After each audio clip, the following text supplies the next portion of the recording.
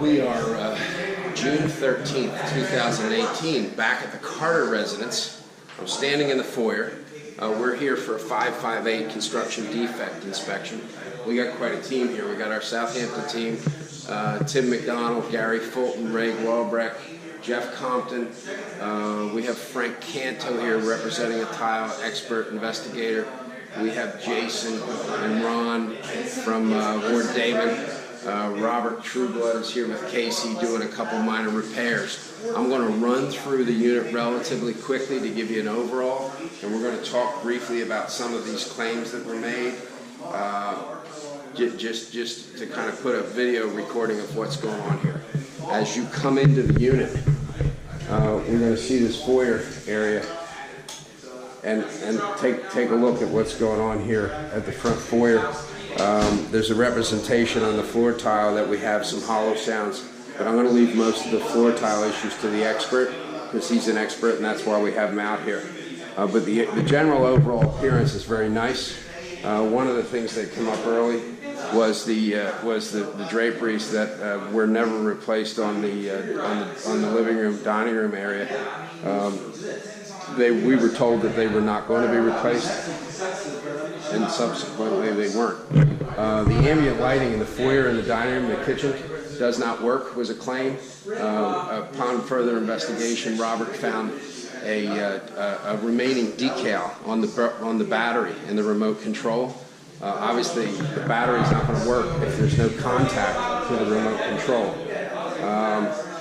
Again, as we come through, we're just going to take an overall of what we're looking at here. Here's the wet bar construction. Taking a closer look. I've attempted, but I'm not going on my way at this point. You want to talk to me? I gave everybody my numbers. I copied Dimitri on. Okay. But just so you know, Coming down the hallway. He's going to just take them out. I would say down there. Okay.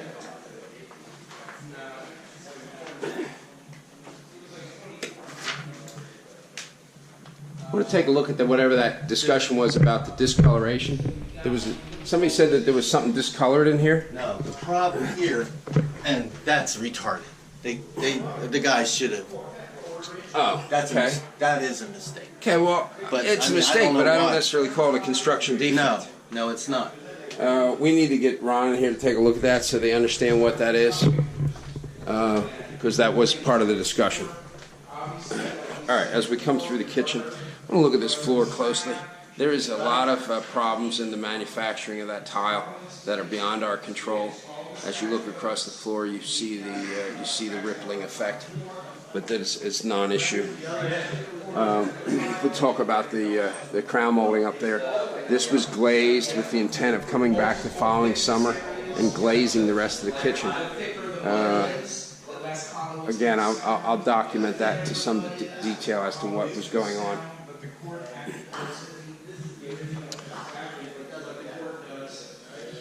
There's a discussion here about Dilot, and I'm going to simply come across the floor and understand that there's tags on this floor.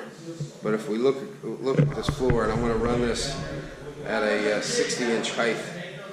If we look at this floor, there's a discussion about Dilot. Let's see if we can identify what the issue is.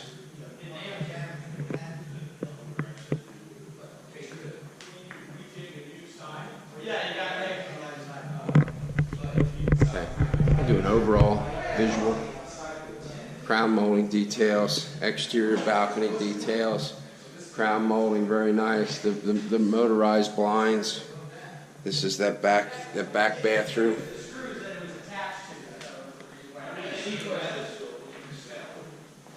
As we come through, I go back into this back room. Take a look. I can't do it right now, buddy.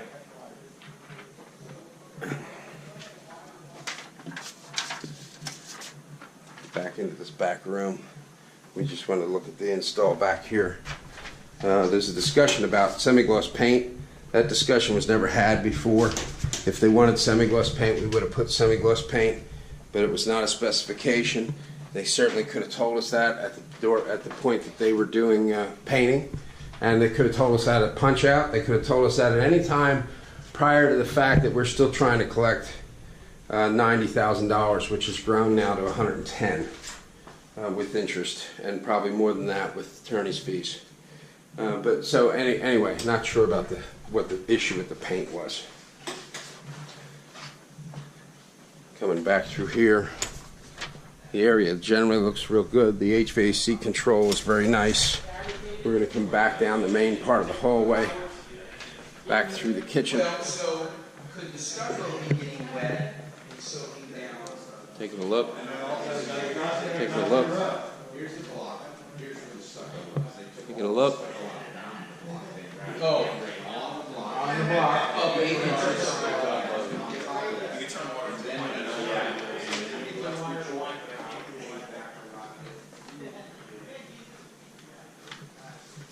Our staff came in, we adjusted the stoppers on these couple of sinks, done a couple things here, adjusted this.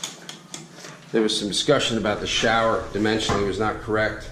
First of all, we could add a seat there. It never came up. The seat was in a question mark from one of our production staff. Do they want a seat? I'm assuming the answer came back no, they did not want a seat, and that's why there is no seat. The construction details here with the banding and the details and this niche, the quality control that went into this niche is really good. Everything here nice and clean.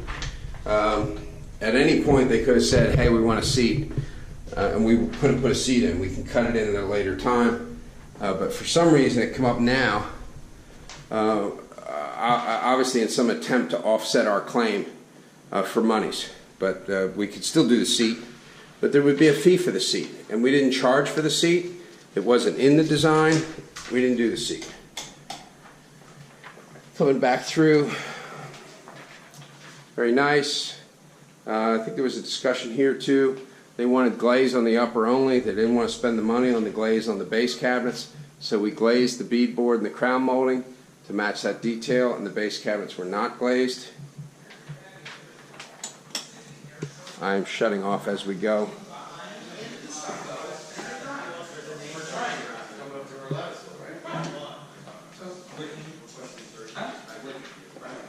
All right, I am here. The negative pitch. Carter's, June 13th, signing off.